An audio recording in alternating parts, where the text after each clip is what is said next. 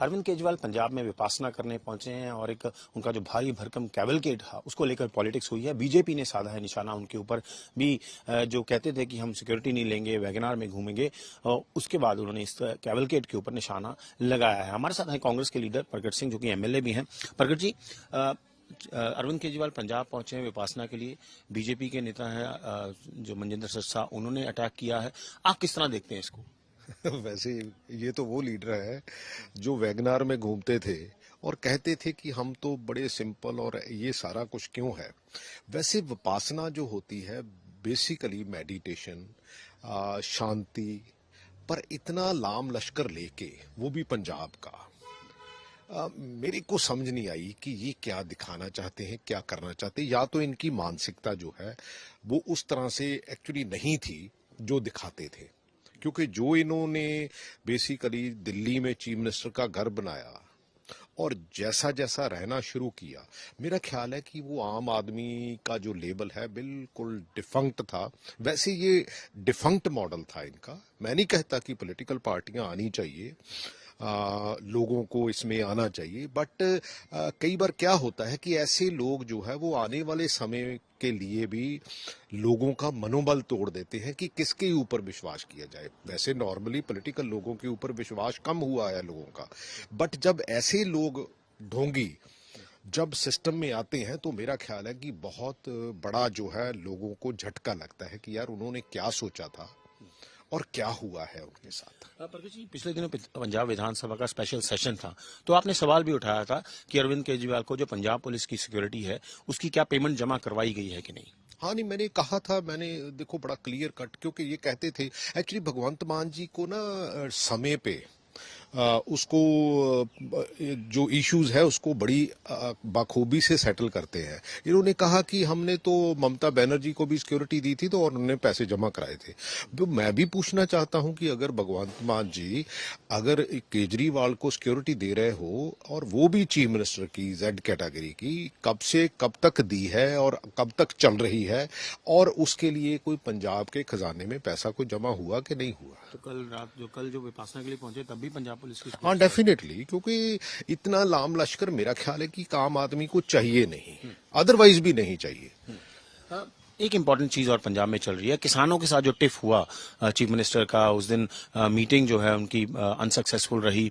उसके बाद भगवंत मान ने भी बोला कि मैं उनके धरने से डरता नहीं हूं, और किसानों ने भी बोला कि ये कोई रवैया नहीं था। और अब आज किसानों ने पहुंचना था, लेकिन था जो है जगह जगह पे रोक लगाई गई है उनको रोकने के लिए कि ताकि वो चंडीगढ़ ना पहुंच सके। नहीं देखो, पहली बात तो धरना मोस्टली सेंट्रल गवर्नमेंट के खिलाफ था, ये कोई स्टेट गवर्नमेंट के खिलाफ नहीं था। कुछ मांगे थी जो स्टेट से कंसर्न थी, अदरवाइज मैक्सिमम। और दूसरा चंडीगढ़, क्योंकि जो राजधानी भी है और जो बेसिकली गवर्नमेंट ऑफ इंडिया के और बीजेपी के कंट्रोल में है। इसका मतलब ये हुआ कि भगवंत मान जी बीजेपी के इशारे के ऊपर किसानों के ऊपर जो भी कर रहे हैं वो बिल्कुल बी टीम के तौर पे कर रहे हैं। और दूसरी बात मैं ये कहना चाहता हूं कि ये बेसिकली आम आदमी पार्टी जो है वो धरनों से निकली हुई पार्टी है, सोशल मीडिया की पार्टी है। और एक इंटरव्यू में किसी पत्रकार ने बोला कि ये दिल्ली क्यों जाते हैं, तो तब ये बोल रहे थे कि ये क्या लाहौर जाएंगे। अब मैं भगवंत मान जी से पूछना चाहता हूं कि अब ये किसान कहां जाएं।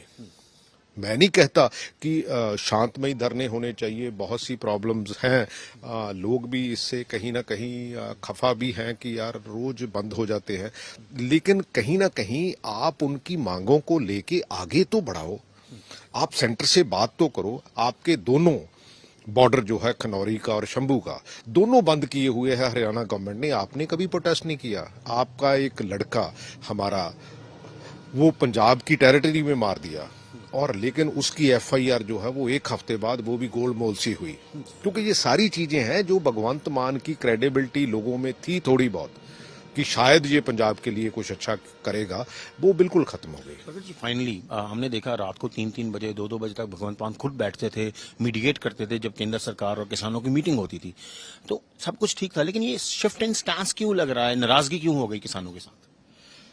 नहीं, ये बेसिकली एक तो देखो बिहेवियर, ऐसा बिहेव करना नहीं चाहिए किसी भी चीफ मिनिस्टर को, क्योंकि देखो संवाद से ही सारा कुछ निकलता है। क्योंकि ये सारा कुछ ना मीडिया प्रोजेक्शन के लिए करते हैं क्योंकि कहीं ना कहीं ऐसा भी हो रहा है कि हाँ भी किसान बहुत ज्यादा धरना लगा रहे हैं, आम नागरिक तंग है, तो ये सारी उसी से निकलती हैं। ये जो ड्रग्स का इशू है, ये ड्रग्स का भी वही इशू है, क्योंकि 3 साल इनको पता नहीं चला। मैंने तो कई बार विधानसभा में भी कहा, मैं नहीं कहता कि सारी पुलिस एक जैसी है, अच्छे लोग भी हैं, लेकिन डोप टेस्ट करवा लेना चाहिए। 5-7 हजार लोग ऐसे मिलेंगे जो पुलिस में ड्रग एडिक्ट हैं। तो ये एब्रप्टली, ये सिर्फ एक एक्चुअली एक मीडिया प्रोजेक्शन है। जैसे ऐसे लग रहा है जैसे एक पीआर कंपनी को एक ठेका दिया हुआ है कि यार आप ऐसे करो।